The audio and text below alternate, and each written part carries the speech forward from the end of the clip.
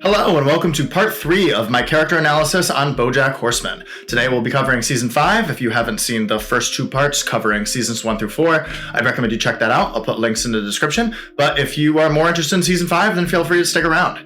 And as always, like, comment, subscribe. Anything that you can do to interact with the channel is really helpful. Season 5 is a personal favorite of mine. I've seen this season more than all of the other seasons. It came out in the period when I was most invested in Bojack Horseman. I think it's just the most consistently entertaining season. So I watched that quite often in college when it just dropped.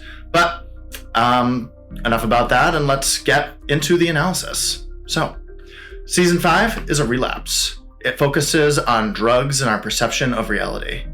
It's also the most focused on the show's own self-awareness, which is fitting in a narrative questioning reality. We get our most dangerous path to meaning, numbing the need for it instead of striving for it. It deals the heaviest on the narrative thread I've spoken about the least, Bojack's substance abuse, which will set up nicely for season 6. Bojack's character does explicitly explore mental health and addiction as immutable facets of what he has to say, and there is a much broader conversation to be had about these elements specifically. But at least to me, these are subsets of the broader change question.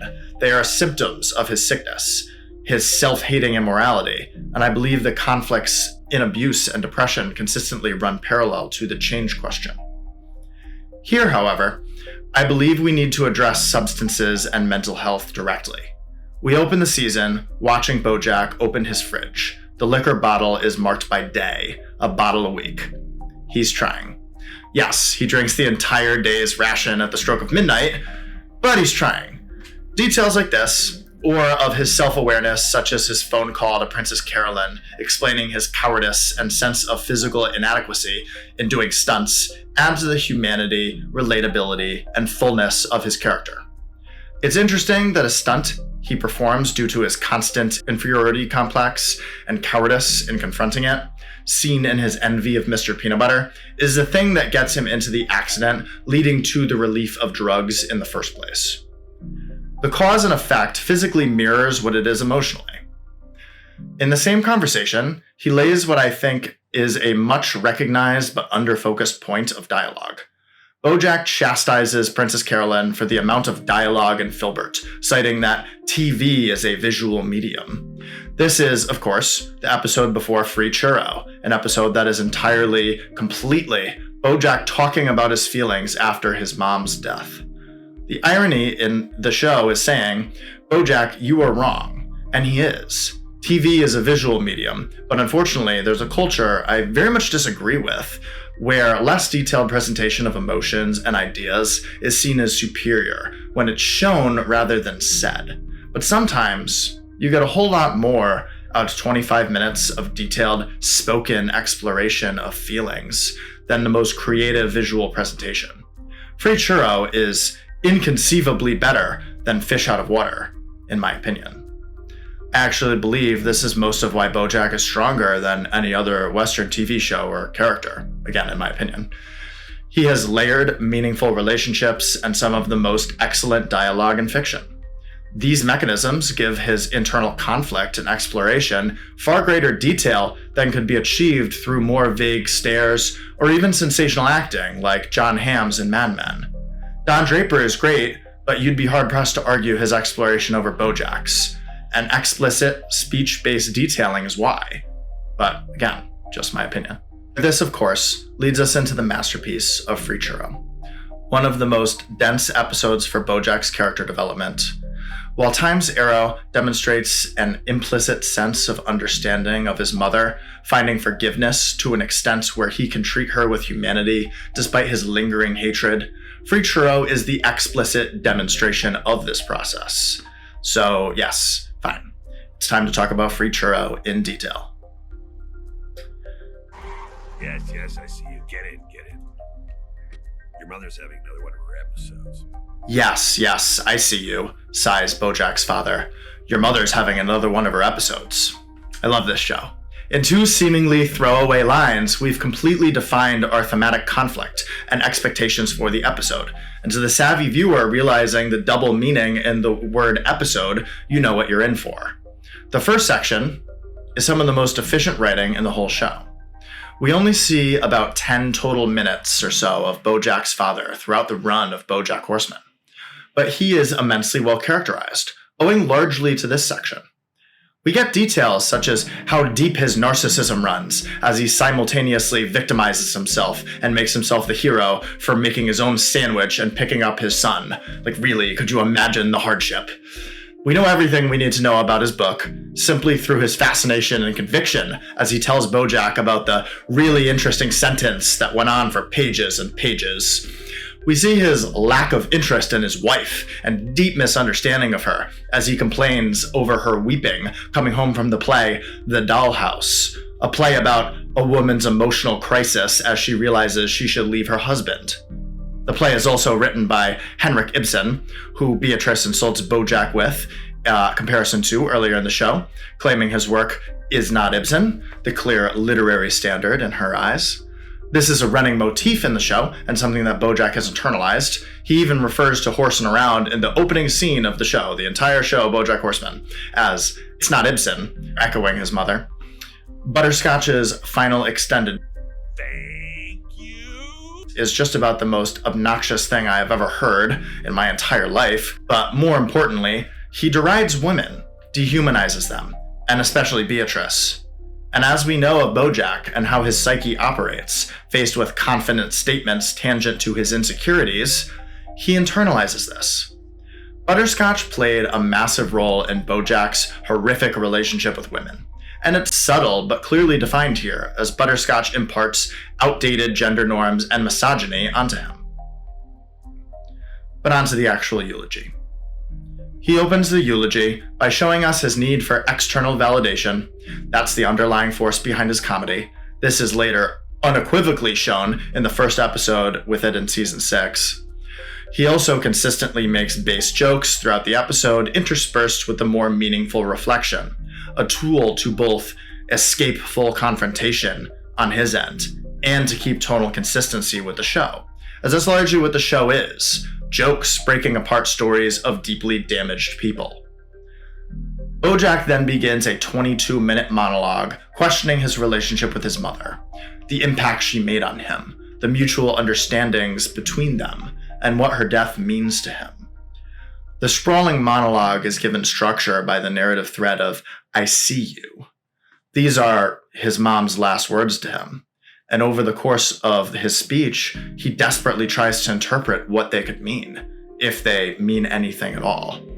Of course, they are palpably significant in that this is effectively the conflict of the show.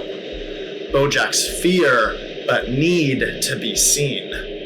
Free Churro is a microcosm of the show itself. Bojack questions his validity as a person, the impact his upbringing had on him, runs away from the dark realities of his life, and pursues being seen. He opens with an anecdote about making the girl at Jack in the Box cry, and getting a free churro out of pity. The intrigue here comes in his statement that he always feels shitty, but doesn't want to tell anybody because he doesn't usually have a good reason. It's actually really good insight into his character, because we see that he does not think his own pain is valid in the eyes of others, and therefore he does not allow himself to open up about it. He doesn't take his depression seriously, or view it as a tangible issue, which of course only deepens his self-hatred. He continues to try to make light of situations with jokes before launching into a really cute story about his mom buying him a jacket he wanted. Turns out it isn't true, but from the TV show Maude. This is one of 2 comparisons to TV he makes throughout the episode, the other being about Becker and the longing for parental relationships to finally get it together, as he hoped the show would. The Becker comparison is truly painful in its connection to what I'll be outlining as Bojack's best trait, his sense of hope and potential for the future. He became invested in Becker, treating it as if it were his mother. Maybe one day there will be hope, things will be better, even if there's been no indication of this thus far. But it all seems so easy, and the hope is worth it. Between the two, we see the deeply ingrained reliance on TV Bojack has. This show is a TV show about TV. It's structured around sitcom deconstruction. The 2 most main characters, Diane and Bojack, grew up with TV as effectively family. So Bojack processes emotional conflict the only way he knows, through TV. If only things were more like horsing around and everything was resolved in a neat, funny 20 minutes. He explicitly just outright states the disconnect. In TV, love is based on grand gestures, but in real life, you need to be dependently, consistently good. But you gotta do it every day. That's the hard part. My favorite part of the whole episode is when Bojack introduces a story about horsing around. It was written by my friend Herb Kazaz, who's also dead now, and it starred this little girl, Sarah Lynn. But he doesn't complete the parallelism. He buckles and closes his eyes in deep pain. He can't even say that Sarah Lynn is dead or acknowledge to himself that it's his fault. But it's deeply important that this follows him saying Herb was dead, as Bojack is very upfront about how deeply important Herb was to him. He's his best friend he's ever had, but he simply cannot process the death of Sarah Lynn. The presentation is so subtle, but for me it adds a great deal of depth to the humanity of Bojack's character in his portrayal through the juxtaposition and variation of his performance. Another section of his monologue that sticks out to me is when he explicitly expresses a sense of understanding, of empathy for his parents. He says there was a shared understanding among them that they were drowning. Drowning is, of course, a very important metaphor within the show, such as in his painting, in Downer Ending, in Anna's speech to him I mentioned earlier, and later in The View from Halfway Down. Bojack showed us a moment of true humanity and forgiveness to his mother in Time's Arrow. But in this episode, we see an application of the ideas expressed, the reasoning for them, as, of course, Bojack didn't watch the same episode we did. He doesn't know everything about Beatrice. He didn't watch Time's Arrow. But he knows she was drowning like he is. He understands she felt much of what he felt, and that the blame she deserves is a multifaceted question, as it is for him. His face tenses up as he tells a story of her breathtaking beauty during her special dance she performs, something that will later stick out to him in his final goodbye to her later on. It was clearly important to him. The show transitions to a more abstract visualization of Bojack in dreadful expression, remembering his mother, a break in dialogue for emphasis. He's reflecting on the little moments of beauty he shared with his family he wished he could have had more frequently. He gains an understanding of her through his understanding of himself. And as his sense of some sort of love for his mother grows, his vision clears, and he realizes what his mom meant by, "I see you." She was just reading a sign for the intensive care unit. And amid his initial disappointment, he validates his own feelings about what her seeing him meant and ties our thematic conflicts together. Bojack likens life to TV in the beginning of the episode, wishing things could be more like horsing around. The big grand gesture is enough, but real life requires you to be dependently, consistently good. But at the end of the episode, he reflects on the end in a broad sense, the end of the show, the end of life, and its impossibility. Bojack, as a character, finds his brightest spark within his eternal hopefulness, his love for potential.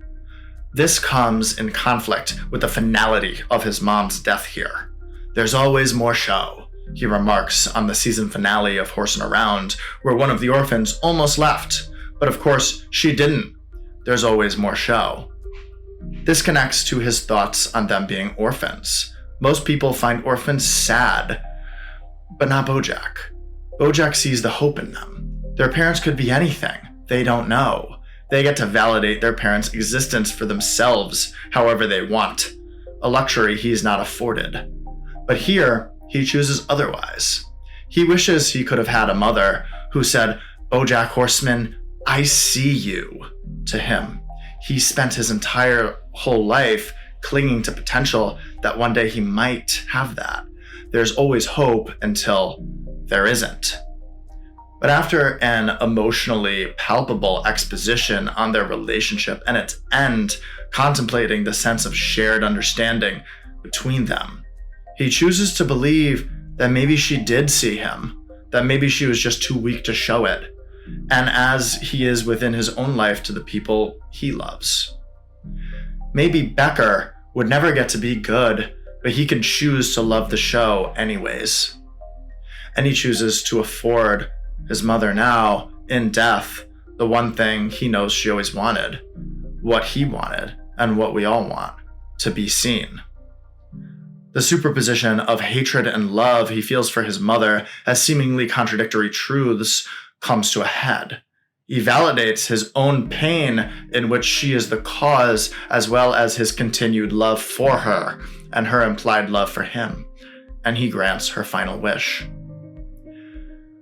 I don't think this is as emotionally powerful as the "Can you taste the ice cream, Mom?" scene because of the presentation. But it's certainly better reasoned and adds to Bojack's development more. It's of course undercut by the joke at the end, which is actually really funny, and this episode stands as one of the show's best, and in my mind, one of television's all-time best. So, moving on. Everything about this show ties into the thread of numbness and dissociation. The show, Filbert, blurs the lines between his real life. The set is literally his house. He continues his on-screen romance with co-star Gina Cazador into real life. And the Filbert plot thread of his ghost of a partner, representative of his past failings and guilt, haunting him, pervades into his real mind. Bojack loses touch with what's real. He hurts his back specifically in a scene where he tries to open up to Princess Carolyn, as I mentioned before. She denies him emotionally, and he gets hurt physically, both physically and metaphorically. After this, he chooses a different path to address pain: drugs. In the season, we watch, rather than a path to meaning, as the earlier seasons have showcased, a means of precluding the need for it: escapism through drugs. He grows increasingly reliant on the drugs. His need for them overwhelms the short time he gets with Hollyhock, a symbol for his potential for well-founded, meaningful human connection. They distance him from Diane as their communication breaks down over the course of the season, and they become more combative, as seen in their conflict in therapy, her exposing his penny debacle, and eventually culminating in their sensational fight in Head in the Clouds. Bojack Horseman stars a disgusting person as its protagonist. It plays with an absolutely astonishing amount of meta-commentary, starting with the earliest sections of Diane writing his memoir. Our character is more relatable because he's flawed. This is an obvious element of character writing, and clearly a statement about the show we're watching as much as the book in discussion. They're about the same subject. Bojack is very flawed. His actions are heinous, his worldview is fucked up. His most positive actions are ultimately self-serving. This scene calls out Bojack, the scene of Bojack and Diane fighting, that is, and those of us who relate to him through another layer of meta-commentary. The show we're watching and the one being created within it serve similarly and face similar problems. People who related too much to Bojack found a sense of affirmation in their shitty actions that was not the intention of the show. It's vital that Bojack Horseman calls us out directly, and that Diane is the character to do it. And it does so here in one of the most important scenes in the show. Diane drills into Bojack for his lack of accountability in his actions, his romanticization of his own suffering, due to guilt going as far as saying he's suffered more than anyone, until Diane drops the one bombshell he knows he has to back down from on his stance. And he brazenly stomps out after being defeated, "I'm not gonna change!" In one fell swoop, we obliterate the idea that you get to feel guilty and make yourself the victim for suffering you've inflicted to others. We laugh at the idea that saying they don't remember is a good defense, that the show is at all meant to serve as a source of comfort for people with the same failures as Bojack. Instead, we are rerouted to the point. Diane says to Bojack, if you do not see that you need to change and you are not willing to try, then this relationship isn't good for either of us. being both Diane and Bojack and the show Filbert and its audience, or the show Bojack Horseman and its audience. The point being, she's talking to you, the viewer, too. If Bojack Horseman is a source of comfort in your shitty actions, rather than an inspiration towards change for the better, your relationship to the show is toxic. As an aside, I'm very happy that Diane explicitly calls out Bojack for how fucking disgusting him having sex with Sarah Lynn is. That was wholly not okay, and I believe the show's only real acknowledgement of that comes here. The fight overall also subtly mirrors his phone call with Princess Carolyn in the beginning of the season. He had a conflict and chose to try to reach out, was rejected, and turned to drugs. This time, he will turn to drugs initially, and then he will try to reach out, back again to Diane. Unfortunately, in the middle of this, we will see another episode 11, featuring heinous, self-destructive behavior before we get to any healing. The showstopper features the height of Bojack's paranoia as he plunges into a relationship he's not ready for, and further drug-fueled escapism in reaction to Diane's correct criticism of him.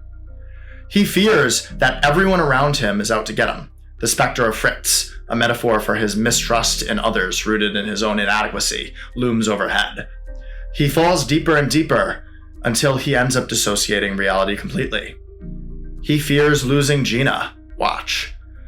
I do, however, love a point made here afterwards. It's clear to us watching the show that Bojack was completely out of his mind. He doesn't even know what happened when PC confronts him about it.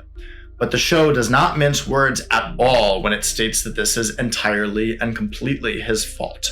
The drugs are not an excuse. Once again, it's excellent social commentary on the show's behalf, but the episode chooses to end on a recurring "Don't Stop Dancin'" number in a psychedelic trip-esque sequence, leading to Bojack confronting himself, or rather the massively ballooned version of himself. He climbs the stairs, and given the positioning of the shot, a small Bojack looking upward at his domineering, eerie presence of a huge balloon of him in Filbert garb, at the end of a climactic episode no less, we're shown that this is meant to be important. The best interpretation of this I've seen was from a Reddit comment by Yoiti. I'll try to link the thread below. The balloon represents the inflated presence the characters Bojack has played in his mind have on his sense of self. He simultaneously tried to distance himself from Horse and Around because of the unseriousness of it, but longed for the comfortable simplicity. Secretariat was him literally manifesting becoming his idol, but was made as literally fake as it sounds since he wasn't actually in the movie. This time, we see in great detail his relationship of blurred lines between Bojack and his character. And at the end, he confronts that looming presence over him. His relationship with TV, with drugs, with escapism in general, and endless pursuits he's gone through to try to avoid confronting his own misery and failures directly. The inflated hell of this stares him dead in the eyes, and the episode ends. Great episode. At the end of season 5, we get a massively important character development for Bojack.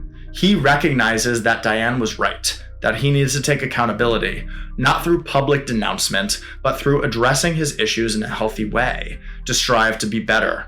He needs to go to rehab, to therapy, to address himself. And he does. The last shot of season 5 shows Bojack scared but willing, as Diane drops him off at rehab. He is finally denying escapism, self-loathing, and rationalization, and choosing to actually confront the issues. This directly follows suit from the interpretation of what he is confronting mentally with the balloon. This is actionable progress, and it is vital in comparison to other "Will This Immoral Man Change" shows such as Mad Men or Better Call Saul, that this happens here.